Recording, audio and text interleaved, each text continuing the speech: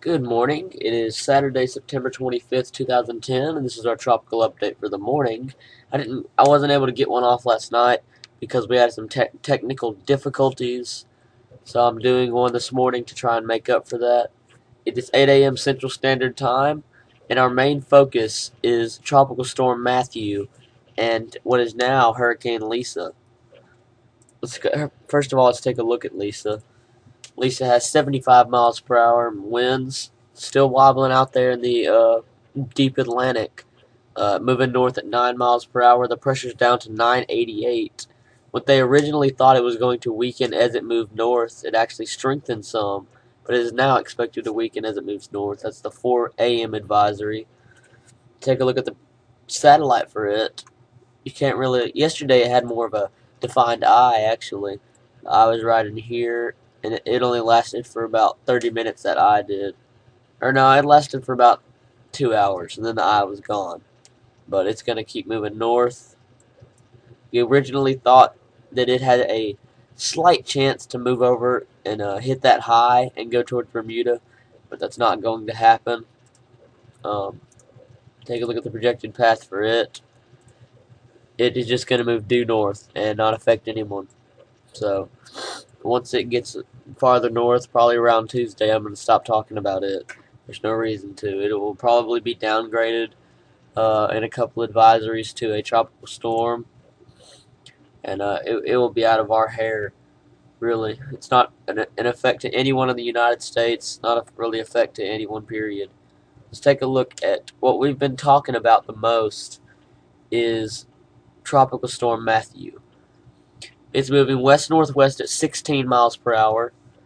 The winds are at 45 miles per hour. The pressure's at 1,000 millibars. This is a 7 a.m. advisory. It is moving west-northwest, like I said, and it may get a chance to pop over the water. I don't think it'll give it much time to strengthen at all if it does, because it's moving at 16 miles per hour. It'll quickly get back onto land. It'll move slow. It'll slow down and move up here.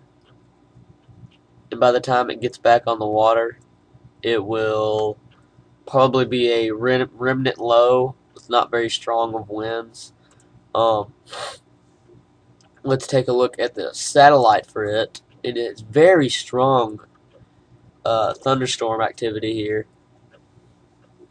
You can see it's very potent. It's bringing a lot of flooding rains. See, the center of circulation is right here. It's bringing a lot of flooding rains to the Honduras area and all of the Yucatan. It's going to cause life-threatening flooding. It probably is right now in the making. They could get up to 15 inches of rain in this area. All through here, you can get up to 15 inches of rain. We've been talking about that also. And once this storm emerges out into the Gulf, this is what we're going to have to talk about. The projected path for this. Once this gets into this area, we're really going to have to pay attention to this. It will probably be a remnant low by the time it gets over here. But most of the time when that happens, they still have time to rejuvenate themselves. Now, there's two situations that could happen here. Just go up, and then just go off into Mexico. Or, see, there's a trough up here. And that's what's going to possibly pull it up this direction. And depending on how strong that trough is, that's what's going to tell us where this thing will go.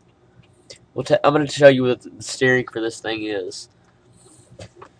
This system, there's a high pressure here which pulls it off this direction.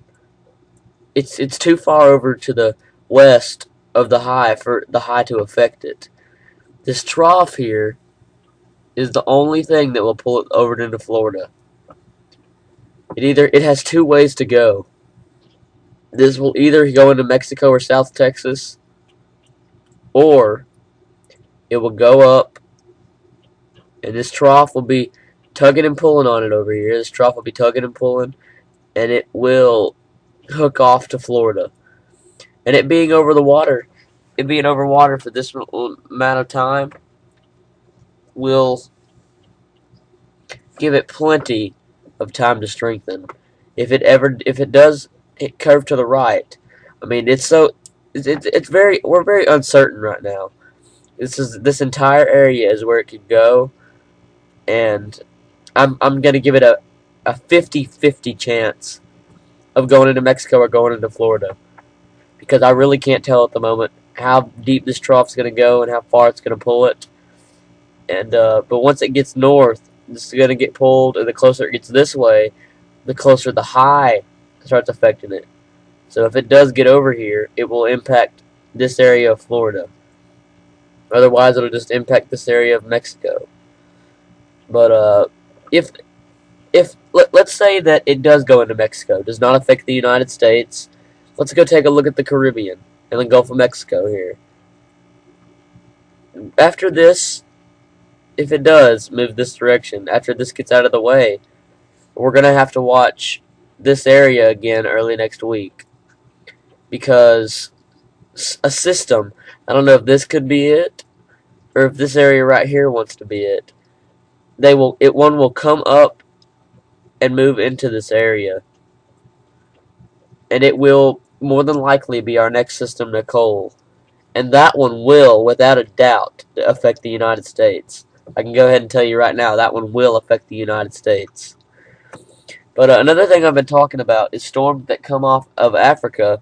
We said they're not really going to develop, but what they're going to do is they're going to creep across, little over South America, come up into the Caribbean, and then develop. I'm going to show you a picture of the Eastern Atlantic.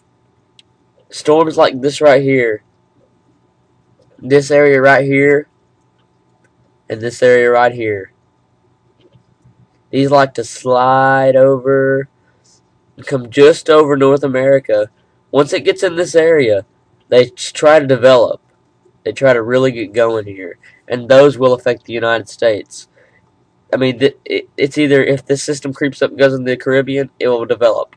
Otherwise, it will go off into South America and won't bother anybody. Let's take a look at the African coast. As you can see, there's Hurricane Lisa right there, just moving due north. Here's those waves I'm telling you about that just move straight off that way, and then go into the Caribbean, and that's when they affect the United States. They're all going to come off of the Southern African coast here.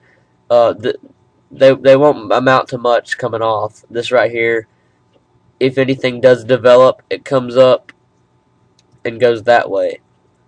But that's all that'll happen of the things that come off the African coast. There's pretty much not many of those that will do that anymore. Like I said, they're going to creep across, go into the Caribbean, and then develop. But that's pretty much it for the tropical update.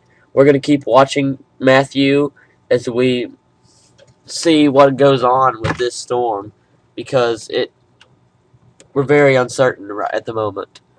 We can't tell where this is going to go. That's why I'm saying I'm giving that 50-50 shot at what it's going to do. If it does hit Florida, do not get your guard down at all. By the time late next week comes around, you could have a strong hurricane on your hands. You know, or by the late next week, this thing could be off the coast of the other side of Mexico into the Pacific by now. But we're going to keep you updated. I will make another tropical update this evening if I can, and I will keep everyone updated. Thanks for watching. Go online and visit us at firsthandweather.com. We're going to introduce some new things on it pretty soon. Go to youtube.com/oneweathernut. Subscribe, comment, and rate our videos. We love everyone's support, and thank you very much for watching. Everyone have a great day.